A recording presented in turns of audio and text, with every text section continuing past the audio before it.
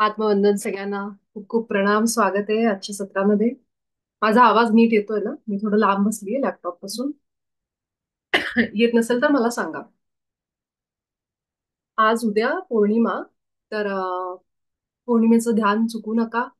घरी पण जसा वेळ मिळेल तसं ध्यानाला बसा. वेळ काढून. आणि फक्त आपल्या इथून आपल्या पायापर्यंत हे जे शरीर आहे आपलं, ते डोळे बंद करून अनुभव करा. शरीराचा जो सगळा भाग आहे आपला, आपलं कपाळ इथे, डोळे इथे, आपले कान इथे, हे फक्त बंद डोळ्यांनी बघायचं. आरशासमोर उभं राहून जसं आपण स्वतःला बघतो त्याप्रमाणे फक्त बंद डोळ्यांनी सगळं शरीर पूर्ण खालपर्यंत अनुभव करा.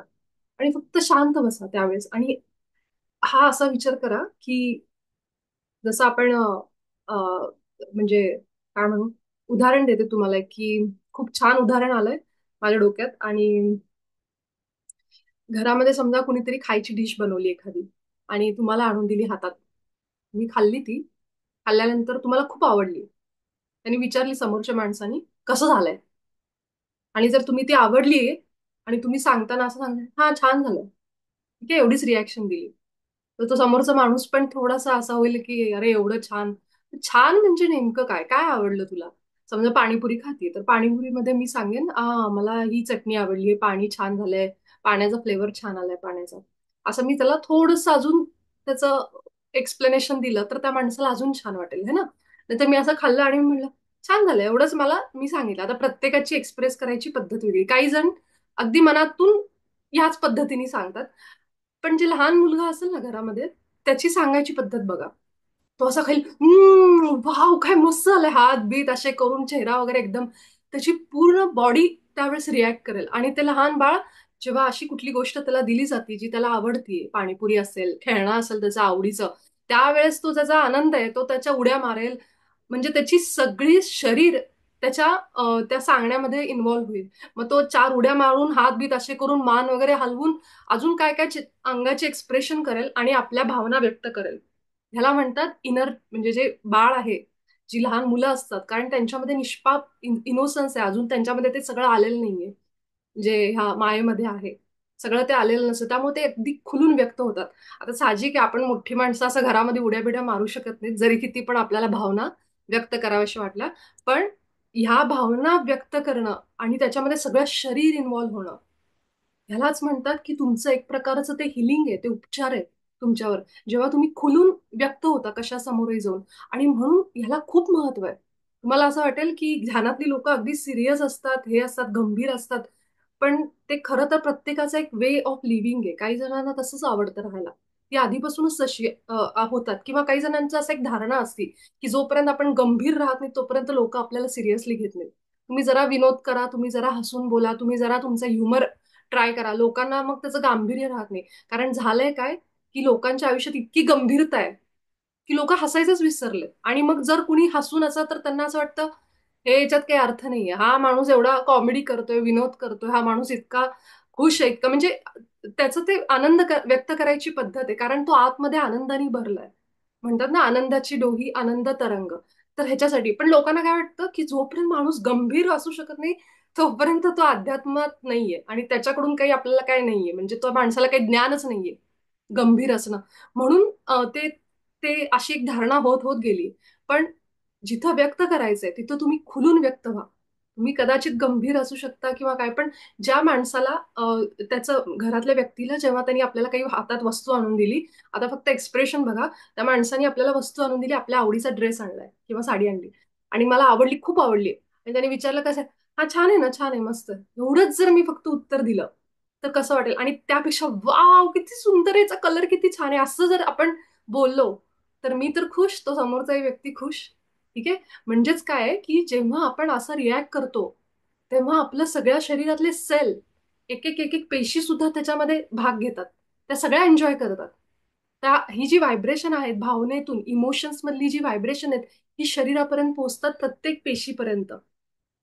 आणि ह्याच्यासाठी खूप गरज आहे की मी सिरियस असतो. बर, वेदांत म्हणतोय माझ्या बाबतीत असंच होतंय त्यामुळे मी नेहमी सिरियस असतो. म्हणूनच सांगते की आपल्याला असं वाटतं की लोक आपल्याला सिरियसली नाही घेणार जर आपण कॉमेडी करू, जरा विनोद करू, हसत खेळत राहू. पण तो लोकांचा चॉईस आहे. त्याच्यासाठी आपण आपलं सोडायचं नाही. कारण तुम्ही जर गंभीर राहायला लागला दिवस दिवस तोंड असं हे करून की आता मी हसू का नको, बोलू का नको, व्यक्त होऊ का नको, तर तुमचं शरीर त्याच्यामध्ये सगळं लक्षात ठेवा, त्याच्यामध्ये शरीराला पण सहन करावं लागतंय. जेव्हा तुम्ही बघा चार गोष्टी एकदम अशा उत्साहात बोलता, कोणी आणलं आणि त्याला एकदम वाव किती सुंदर आहे असे जर एक्सप्रेशन तुम्ही दिले, तर काय होतं, अ, असं जर केलं तर ओव्हर रिॲक्ट करते असं म्हणू दे ना, म्हणू दे. हेच तर आहेत वर्षा, ते म्हणतात जर मी असं केलं तर लोक म्हणतात ओव्हर रिॲक्ट करतेस तू, असं होतं. आणि हेच आहे, हेच समाजाचं लेबलिंग आहे ना, हे ओव्हर रिॲक्शन आहे, ह्या माणसाकडे ज्ञान नाहीये कारण हा खूपच कॉमेडी वाटतो, ह्याच्या, हे सगळं आहे ना, हे फक्त टॅगिंग आहे. आपण जसं बरण्यांवर स्टिकर चिटकवतो ना, ह्याच्यात डाळ आहे, ह्याच्यात तांदूळ आहे, ह्याच्यात हे ते, हे सेम टॅग उचलायचं त्या माणसाच्या डोक्यावर लावायचा की हा माणूस ओव्हर रिॲक्ट करतो, हा माणूस जास्तच सिरियसच नाहीये आयुष्याच्या बाबतीत. आणि हे सगळं लेबलिंग लेबलिंग सगळ्यामुळे आपण घाबरून जातो आणि मग अशा शेलमध्ये जाऊन बसतो. मग त्या लहान मुलानी जो पाणीपुरीचा एवढा छान उड्या मारून आईला सांगतोय, त्या त्या मुलाला, त्या मुलामध्ये जे सेल्स असतात शरीरातले, आणि आणि आपण जे अशा नट शेलमध्ये जाऊन बसलेलो असतो, त्यांच्या ओव्हरऑल एनर्जीमध्ये हाच फरक आहे. म्हणून जे म्हणतात ना की मुलं ही देवाघरची फुलं, किंवा मुलांबरोबर तुम्ही वेळ घालवा जेव्हा तुम्ही खूप निराश असता, कारण त्यांची जी एनर्जी व्हायब्रेशन आहे ती खूप हाय आहे. कितीतरी लहान मुलांना, म्हणजे 1-2 वर्षाच्या वगैरे मुलांना, 3 वर्षापर्यंत मुलांना एंजल्स पण दिसतात, फेरीज दिसतात, ते एकटेच बडबड करत असतात. आणि असं होतं, आपल्याला वाटतं की ते एकटे, पण त्यांना ते काहीतरी जाणवत असते ती फिलिंग, कारण त्यांची ती एनर्जी मॅच होतीये हायर कॉन्शियसनेस बरोबर. हे जे हायर बिंग्स असतात, एंजल म्हणा, हे हे दिसत नाहीत, पण ते वेगवेगळ्या मार्गाने आपल्याला संपर्क साधतात. आपले गुरु असतील, ते आपल्याला कधीच दिसत नाहीत, पण आपण म्हणतो ना, स्वामी समर्थ आहेत माझा विश्वास आहे, गजानन महाराज आहेत माझा विश्वास आहे. हा विश्वास काय आहे, त्याचे अनुभव तुम्हाला आलेत, त्याचे साक्षात्कार तुम्हाला मिळालेले आहेत, पण ते दिसतात, डोळ्यांना नाही दिसत का? दिसणारच नाहीत, कारण त्यांची एनर्जी खूप हाय आहे. त्या फ्रिक्वेन्सीमध्ये जे व्हायब्रेट करत असतात ते ते आपल्याला ना डोळ्याला दिसतील ना कानाला ऐकू येतील, पण त्यांची जी ऊर्जा आहे ती आपल्याला जाणवते. वेदांत म्हणतोय मी जनरली 10 वेगवेगळ्या लोकांसमोर 10 डिफरंट कॅरेक्टर क्रिएट करतो सिच्युएशन नुसार. ही तुझ्या एकट्याची परिस्थिती नाहीये बाळा. सगळ्या जगाचं हेच चालू आहे की सगळेजण मास्क लावून बाहेर फिरतायत, आणि त्याला मी असं म्हणत नाही की ती लोक दोषी आहेत. हे बाहेरचा जो समाज आहे की जो प्रत्येकाला टॅग करत असतो, प्रत्येकाला लेबल लावत असतो, त्यामुळे लोक अशी राहतात, त्याला पर्याय नाहीये. पण हीच परिस्थिती येणाऱ्या काळामध्ये बदलणार आहे. मला एक सिंपल उदाहरण देते की एक माणूस, 2 जण आहेत समजा, दोघंही एकाच जगामध्ये जगतायत. समजा दोघंही मुंबईचे समजू असं आपण. कोणीतरी समजा मुंबईच्या मुलुंडमध्ये राहत असेल, आणि मी ज्या भागात आहे समजा इथं कुणीतरी मालाडला राहत असेल. दोघांच्याही आयुष्यामध्ये काहीतरी घटना घडल्यात, खूप वाईट घटना घडल्यात. कुणीतरी पैशाने लुटलं गेलंय, कुणीतरी रिलेशनशिपमध्ये फसलं गेलंय. इतकं सुंदर उदाहरण आहे, मी आजच एका पॉडकास्टमध्ये ऐकलं आणि मी लिहून घेतलंय. ती माझी आजची डायरी भरलेली लिटरली. कारण मी हे का लिहिते, कारण मी जसं सांगत असते की इथं प्रत्येकाचा अनुभव ऐकल्यानंतर त्याच्यातून आपल्याला काय होतं, तर आपल्या बुद्धीचा विकास होत जातो की कोण माणूस कसा जगतोय. त्या पॉडकास्ट सांगणाऱ्याने बहिणी इतकं सुंदर सांगितलं की पृथ्वीवर फक्त एकच माणूस जगतोय. तिने हे पहिलं वाक्य घेतलं की there is only one soul living on the earth. किती सुंदर वाक्य आहे. तिने सांगितलं की एकच परमात्मा आहे जो पृथ्वीवर एकटाच जगतोय. आणि आपल्याला वाटतं अरे एवढी तर पॉप्युलेशन आहे आपल्या पृथ्वीची, पण तिने हेच सांगितलं, लक्षात ठेवा, हे हो करते, नीलम करते, रेकॉर्डिंग शेअर करते. हा एकच परमात्मा आहे जो पृथ्वीवर जगतोय, आणि आपण सगळे कोण आहोत, त्याचे अंश आहोत, छोटे छोटे छोटे छोटे. हा परमात्मा आपल्या सगळ्यांच्या शरीरातून, कुणी गरिबीत आयुष्य जगताय, कुणी अपंगत्व आहे, कुणाला एड्स झालाय, कुणाला कॅन्सर आहे, कुणाला काय रोग झालाय, हे सगळे अनुभव तो परमात्मा घेतोय आपल्या चैतन्यातून, आपल्या बुद्धीतून. खूप अवघड आहे समजणं, मला माहिती. मी जेव्हा ह्या पहिल्या गोष्टी वाचल्या होत्या पुस्तकांमध्ये किंवा आमच्या मास्टर्स कडून, मला खूप राग पण आला की असला कसला परमात्मा आहे की आम्हाला दुःख देऊन त्याला काय मिळतंय. आमच्यात जर आमच्यातून तो जर परमात्मा हे सगळं जगत असेल तर असलं जगणं नकोय, आणि असलं परमात्माही नकोय. हे माझं पहिली रिॲक्शन होती मी जेव्हा हे सगळं ऐकलं तेव्हा. 2 दिवस तर मी ह्या शॉकमध्ये होते की असा कुठला देव असू शकतो की या जीवात्म्यांना इतके कष्ट देऊन. म्हणजे मुंबईमध्ये तर सिग्नलला जर गेलो आपण, थांबलो, इतकी वाईट त्या लोकांची परिस्थिती असते, कुणाचं हे नसतं, कुणाचं हे नसतं, खूप म्हणजे बघवत नाही आपल्याला. तर मग असं वाटतं की ह्यांचं काय आयुष्य आहे, म्हणजे हे का असं दिलंय ह्यांना सगळं. केवळ कर्माचं नाव घेऊन कर्म आहेत बाबा, ती बॅलन्स करायची. पण किती दुःख, किती ते कष्ट, रस्त्यावरचं जगणं त्यांचं, म्हणजे काही व्यवस्थित नाही. मग त्यावेळेस 2 दिवस तर मी त्या रागात होते की असला कसला परमात्मा, मला नको हा देव, नको आणि परमात्मा नको आणि काहीच नको. हळूहळू त्याच्यामध्ये जेव्हा जेव्हा डीप जायला लागले, अजून उत्तरं आपोआप मिळायला लागली. आणि हेच सगळं ह्या सांगितले की हे जे त्या पॉडकास्टमध्ये हेच सांगितलं त्या ज्या चॅनलिंग करत होत्या की एकच परमात्मा आहे जो पृथ्वीवर एकटाच जगतोय, फक्त त्याचे शरीराच्या रूपाने वेगवेगळ्या, म्हणून इतकी संख्या जी पॉप्युलेशन आहे आत्ताच्या घडीला. कारण पृथ्वी एका खूप मोठ्या बदलातून चालली आहे, लक्षात ठेवा. इथून येणारा पुढचा काळ, जसं मी नेहमी सांगते, खूप मोठा बदल घेऊन येणार आहे पृथ्वीवर. आणि बदल म्हणजे हा भौतिक जे काय होईल ते होईल, पण हा इथला बदल असणार आहे. लोकांची मानसिकता, लोकांची कॉन्शियसनेस, चेतना, बुद्धीत प्रकाश पडायला सुरू होईल. आणि जो प्रकाश मी तुम्हाला सांगतेय की खूप येते एनर्जी, एनर्जी ही त्याला कारणीभूत असणार आहे. आणि अजून बऱ्याच गोष्टी. आणि हा काळामध्ये असं म्हणतात की पृथ्वी वरच्या कॉन्शियसनेसला चालली. पृथ्वी चालली म्हणजे आपण सगळे पृथ्वीवर राहतो, म्हणजे आपणही सगळे शिफ्ट होणार आहेत एनर्जीनी. असं सगळेजण सांगतात. तुम्ही युट्यूबवर टाका 5D कॉन्शियसनेस, हे टाका 5D कॉन्शियसनेस, म्हणजे 5 डायमेन्शनल कॉन्शियसनेस. याचा अर्थ युट्यूबवर बघा, तुम्हाला कळेल. आणि तुम्ही एकदा बघितल्यानंतर मी पुढच्या कुठल्या तरी सेशनला तुम्हाला मला काय समजलं त्यातनं मी हे तुम्हाला सांगेन. आधी तुम्ही ट्राय करा की तुम्हाला काय समजलं त्याच्यातून. आणि हे सगळं पुढे जाऊन घडणार आहे, त्याची ही सुरुवात आहे की अध्यात्म का वाढतंय, हिची ही सुरुवात आहे. कारण अध्यात्म हा एकच असा पाया आहे की ज्याच्यातून लोकांचा मनपालट, बुद्धिपालट व्हायला सुरुवात होती इथूनच. आणि मग हा मी ते उदाहरण सांगत होते की एक मुलुंडला राहतो, एक मालाडला आहे. तर दोघांच्या आयुष्यात खूप काहीतरी वाईट घटना घडल्यात. एकाने निर्णय घेतला, मी काय करेन, ह्या आता घटना तर घडली, ती माझ्या हातात नाहीये, त्याचा कंट्रोल वेगळ्याच्या हातात आहे. ठीक आहे, हे घडायचं होतं, घडलं. आता मी ह्याला सुधारावून प्रयत्न करेन, ह्याच्यावर थेरपी घेईन, ध्यान करेन, रेकी करेन, काहीतरी साधना करेन, स्वतःचं मन शांत करेन. दुसरा व्यक्ती जो काय म्हणेल, आता हे असं घडलं, आता जाऊ दे, माझं तर आयुष्य संपलं, आणि तो गिव्हअप करेल, हारून जाईल. आणि तो लोकांना ह्याच घटनेबद्दल परत परत परत परत सांगेल. म्हणजे कुठेही गेलं की लोकांनी त्याला आता त्या घटनेवरनं ओळखावं की ह्याच्यासोबत असं झालं होतं. म्हणजे जी त्याची ओळख झाली, आता ओळखच बनली की हा माणूस म्हणजे ह्याच्याबरोबर असं झालंय. आणि त्याला ते आवडायला लागलं, म्हणजे तो त्याच्यात हे झालं, त्याला असं वाटत नाही की आता काही बदल होऊ दे, आपण करावा स्वतःहून. आता हे दोघं असे. मी तिसरा व्यक्ती म्हणून मी काय म्हणेन, अरे हा जो बदल करतोय ना, रेकी करतोय, साधना करतोय, देवाचं करतोय, जे काय, हा खरंच हुशार आहे, हा करेक्ट आहे, हा योग्य मार्गाने चाललाय. आणि हा जो करत नाहीये ना, हा योग्य मार्गाने चाललाय, ह्याचं चुकतंय, हे मी सांगते इथं बसून. ना म्हणजे मी काय करते, या दोघांना जज करते पारड्यात. ही झाली ड्युअलिटी. हा बरोबर, हा चूक, हा चांगला, हा वाईट. ह्याला म्हणतात ड्युअलिटी, द्वैताचं जग. ह्याला म्हणतात माया, जी श्रीकृष्णाने भगवद्गीते पूर्ण ह्याच्यावर उभी केली. आता पुढचा जो काळ येणार आहे, तर तो असं म्हणतात की आता आपण ह्या मायेतून, ह्या द्वैतातून शिफ्ट होणार आहेत. आपली एनर्जी वाढणार आहे. आपण सगळे वेगळ्या वननेस मध्ये पुन्हा एकदा परमात्मा जो एक आहे त्याच्याकडचा प्रवास सुरू झालाय. आणि म्हणून लोक त्याला म्हणतात कलियुगाचा अंत आहे, आपण संधी काळात आहोत. ब्रह्मकुमारी सांगतात की आता आपण संधी काळ ऑलरेडी सुरू झालाय, कलियुग संपत आलाय. हे जे काही म्हणतात युग वगैरे, ते म्हणजे आपल्या बुद्धीचा आता पालट, असं त्याचं थोडक्यात आहे. आपल्या आपल्या भाषेत प्रत्येक जण सांगतात, पण हे सगळीकडे आता युट्यूबवर तेच सुरू आहे. ते कसं होणार आहे, काय होणार आहे माहित नाहीये, पण ज्या प्रकारे अध्यात्म सुरू झालंय त्या प्रकारे लोकांमध्ये आता ती यायला लागली. काही अशा गोष्टी ज्या आता आपल्याला बघायला सुद्धा मिळत नाही. कितीतरी असे देव, पूर्वी जे काय म्हणतात, केशरी रंगाचा असा रस्त्याच्या कडेला तो देव असायचा, काहीतरी म्हणतात त्याला, कुठला देव म्हणतात, ते तर आता दिसत नाहीये का. त्यावेळी त्याची पूजा व्हायची, रस्त्यावर लोक उभारून त्याची. पण हळूहळू हळू लोकांनी हा प्रसार प्रचार सुरू केला.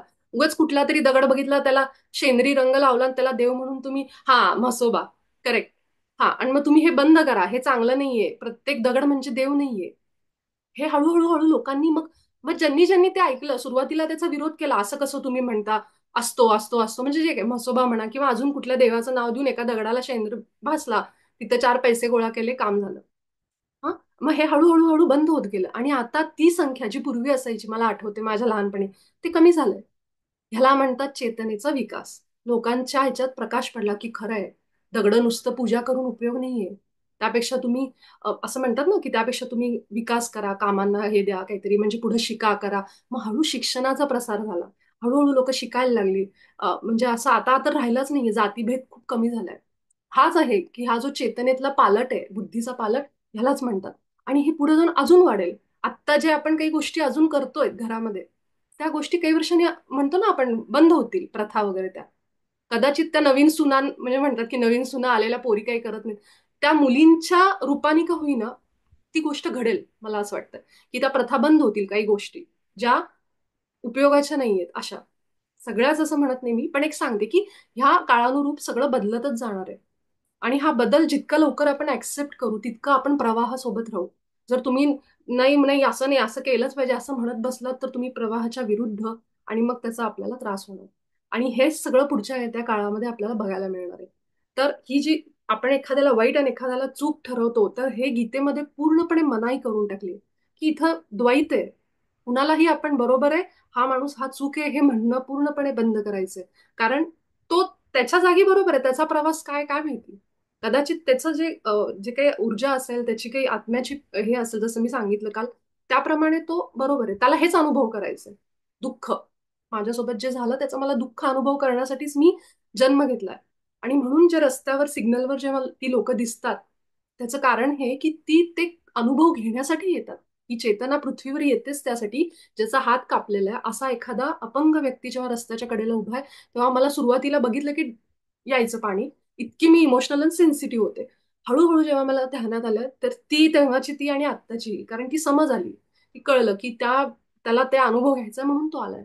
मग अशा वेळी एकतर तुम्ही त्याला पैसे देऊन मदत करा, किंवा तुम्ही त्याला प्रेम आणि प्रकाश पाठवा डोळे बंद करून. तुम्हाला असं वाटेल हे प्रेम आणि प्रकाश पाठवण्याने काय होतं, खूप गोष्टी घडतात.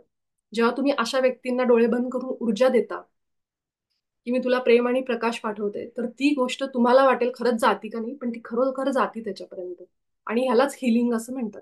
आणि मग तुम्ही त्या माणसाला ब्लेसिंग, आशीर्वाद, की तुला प्रेम आणि प्रकाश देते मी माझ्याकडून, तेवढंच आपण देऊ शकतो. त्यामुळे हे पूर्ण एक असा असा एक उपाय आहे की तुम्ही रस्त्यात कुणीही असं आलं की त्या माणसाला तुम्ही डोळे बंद करून, जो हृदयातून येणारा आहे, जे आपण आपल्या देवी देवतांना बघायचो, विठ्ठलाच्या जसा विठ्ठल प्रकट झाला तेव्हा त्याच्या जे निघायचं ते पांढरा प्रकाश, तो म्हणजे ते प्रेम असायचं, ते उपचार असायचं, हिलिंग असायचं समोरच्या भक्ताला दिलं गेलेलं. आणि ते दाखवायचे की भक्त उठला, जागा झाला, म्हणजे तो बेशुद्ध असेल तो असा उठलाय वगैरे असं. तर हे सगळं तेच होतं, ही ऊर्जा आहे जी आपण त्याला द्यायची अशा वेळी. त्याच्यामध्ये इंटेन्शन टाकायचं चांगलं, की मी तुला प्रेम आणि प्रकाश पाठवते असं म्हणून तुम्ही त्याला ते द्या. हे असं आहे. आणि जर मास्कचं जसं वेदांतने लिहिलंय, मास्क घालून सगळे 10 लोकांसमोर 10 कॅरेक्टर, हे पण पुढे जाऊन तुम्हाला दिसेल की हे पण बंद व्हायला लागले. हळूहळू लोक हे सुद्धा स्वीकारायला लागलेत. मी जसा आहे तसा आहे, तुम्हाला स्वीकारायचं स्वीकारा, नाहीतर सोडून द्या. कारण एक सांगते, इथून पुढे टाइमलाईन स्प्लिट होणार आहे. म्हणजे काय, जो व्यक्ती रेकी आणि ध्यान ज्यांनी स्वीकारलं, आणि ज्या व्यक्तींनी ठरवलं की मी आहे तसंच ठीक आहे, मला काही सुधारायची गरज नाही. काही लोक असतात बघा अशी एकदम जिद्दी असतात, ते लोक म्हणतात काही होत नाही ह्याच्यानी, मी काही करणार नाही, मरू दे तिकडं, मी आता आहे तसंच राहणार आहे. हे असं म्हणतात आणि तिथंच राहतात ती लोक. आता ह्या दोघांमधला फरक म्हणजेच टाइमलाईन स्प्लिट झाली. की दोघं एकाच शहरात राहतात, मुंबईत, पण दोघांच्या विचारात किती बदल आहे, बुद्धीत किती बदल आहे. आणि ह्यालाच म्हणतात टाइमलाईन स्प्लिट होणं. आणि दोन कॉन्शियसनेस तयार होणं, दोन बुद्धी. एक वरच्या ऊर्जेला जाईल, आणि एक खालच्या ऊर्जेला तसंच राहील. फक्त ऊर्जेतला फरक असणार आहे. कोण बरोबर कोण चूक हे आपण नाही बघायचं, पण हा फरक येणार आहे आता. काही लोक वरच्या बुद्धीवर काम करतील, जसं माझा आत्मा म्हणून मी कसं पुढे जाऊ, मी किती अ, ह्या दुनियेमध्ये किती हार्मनीमध्ये राहू, किती प्रेमाने. आणि काही लोक सतत दुसऱ्या विचारांमध्ये. तर अशा म्हणतात पृथ्वीचे दोन भाग होणार आहेत. हे भाग म्हणजे हे बुद्धीमधला फरक, हा आता तुम्हाला येत्या काळामध्ये दिसेल. तर त्यामुळे जे हे मास्क म्हणतो ना आपण 10 ठिकाणी, आपण म्हणतो खरं, पण त्याला पर्याय नाही. समोर जसं लोक माणूस आहे त्याप्रमाणे आपण तसं वागतो. पण हळूहळू तुम्हाला हेच दिसेल की जर तुम्ही मास्क फ्री आयुष्य जगायला लागलात, त्या लोकांचा संपर्क तुटून जाईल तुमच्याशी. हे तुम्ही बघा. हे तुम्ही हळूहळू ऑब्झर्व करा की त्या लोकांचा संपर्कच कमी होईल, ज्यांच्याशी तुम्ही मॅच नाही करत आहात. अशा जुन्या मैत्रिणी, जुने असे कोण नातेवाईक, तिथे वर्ष वर्ष तुम्हाला फोन करणार नाही. वर्ष वर्ष तुमचं एकमेकांचं बोलणं होणार नाही. का? एनर्जीच मॅच नाही होणार आता. आणि हे पुढच्या काळात खूप दिसून येणार आहे. लोक जे आहेत ते तुम्हाला आवडू नाहीतर ना आवडू, आम्ही असेच आहोत. आम्ही एक मार्ग निवडला त्याच मार्गाने आम्ही जगणार. आता एक चॉईस करावी लागणार आहे आपल्याला. कारण येणारा काळ हा पर्यायांचा असणार आहे की तुम्ही कुठला पर्याय निवडता. आणि म्हणून मला आज एवढे सगळे मेसेज आले होते. तर हे उद्या माझं मेडिटेशन सेशन आहे, 5:30 वाजता मी मेसेज टाकेन. त्याच्यासाठी मी हे सगळे आज मेसेजेस 2 दिवस झाले डोकं माझं असं जड होऊन आणि हे सगळं लिहून काढलंय मी. तर तुम्ही पण उद्या जॉईन करा. जर संध्याकाळी 5:30ला मी ते टाकेन तुम्हाला त्याची लिंक वगैरे. तर नक्की प्रयत्न करा. ही पौर्णिमा आजची खूप एनर्जी घेऊन आली आहे. प्रचंड ऊर्जा घेऊन आली आहे. पुढचे 5-6 दिवस दिसेल तुम्हाला काही काही बदल झालेले आयुष्यात सुद्धा. जशी जशी ही एनर्जी तुमच्या आयुष्यात येईल. थोडंसं पाणी जास्त प्या. उघड्या पायांनी चालायचा प्रयत्न करा मातीवर. असेल खाली गवतावर असं. ठीक आहे. तर चला आपण ह्या सगळ्या आजच्या नोट्सवर आपण आपलं आजचं ध्यान सुरू करू. आपण सगळे शांत अवस्थेमध्ये पाठीला आधार घेऊन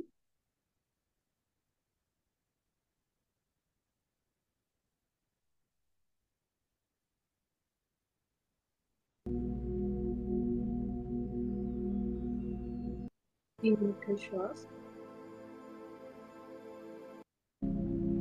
अशा पद्धतीने नाकातून श्वास घेतला. श्वास बाहेर.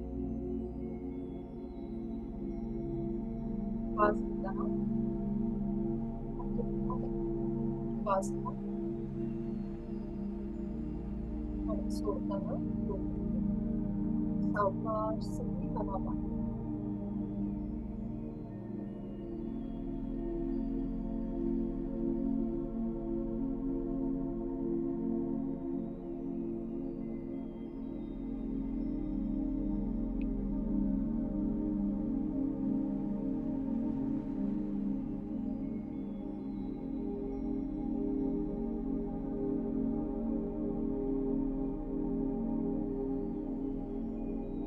रिलॅक्स व्हा पूर्णपणे. एकदा एक मोठा श्वास घेताना आपल्या पोटाला पूर्ण फुलवून श्वास घ्यायचा आणि तोंडातून सगळी हवा सावकाश बाहेर काढायची.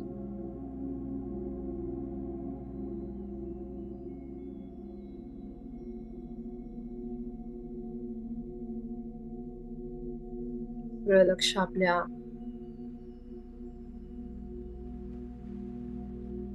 मस्तकावर घेऊन जाऊ. आपल्या टाळू भागावर आपली चेतना घेऊन जाऊ.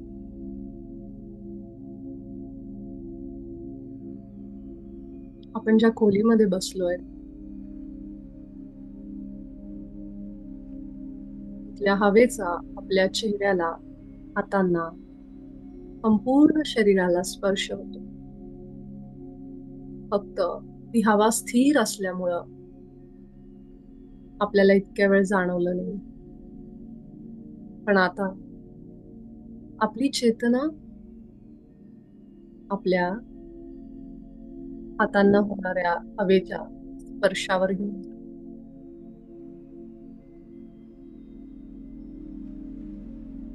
आपल्या चेहऱ्याला जी मोकळी हवा आहे ती आपल्या चेहऱ्याला लागते. तो स्पर्श अनुभव.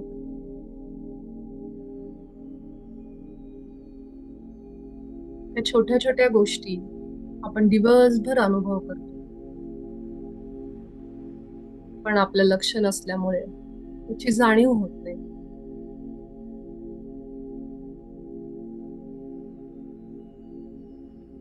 आपल्या पायांना सुद्धा, तळपायाला जमिनीचा जो स्पर्श होतोय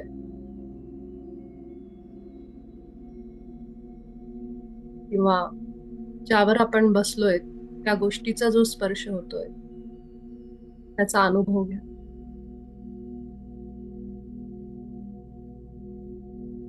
आपल्या शरीराचं बूड, सगळ्या शरीराचं वजन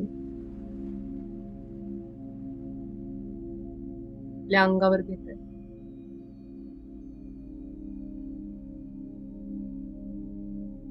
ते वजन अनुभव करा. म्हणजे आपल्या शरीराची जाणीव होईल. त्यालाच बॉडी कॉन्शियसनेस, शरीराची चेतना असं म्हणतात.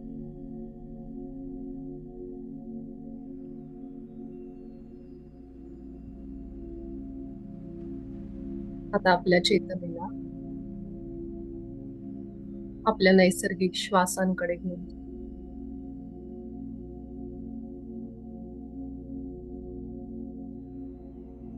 अशी कल्पना करा,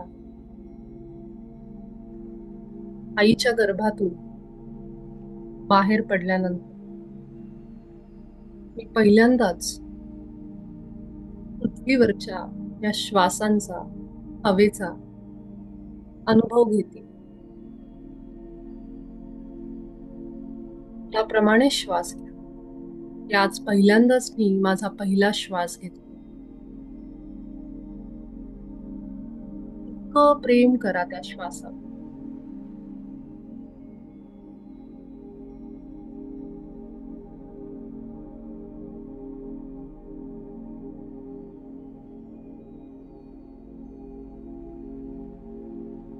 शरीर म्हणून गर्भातून बाहेर आल्यानंतर पृथ्वीवरचा माझा पहिला क्षण जणू काही आत्ताच आहे. त्याप्रमाणे श्वास घ्या. स्वतःचं शरीर अनुभव करा. मी एक आत्मा, एक चेतना या शरीराच्या आत आलोय.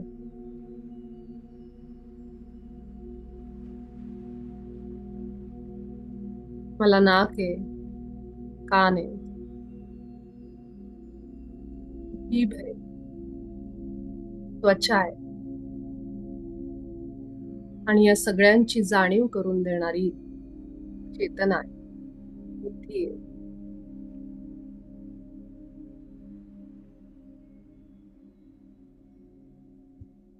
बघा आपला श्वास.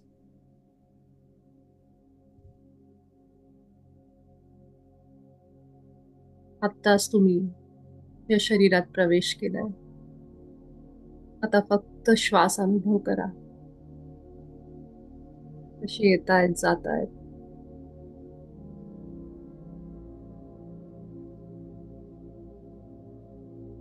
पुढचे काही क्षण आपल्या श्वासांसोबत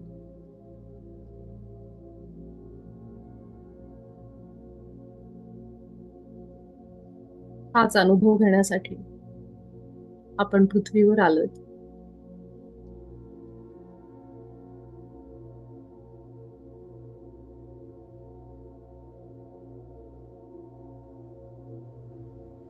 श्वासांची साखळी कशी चालू आहे.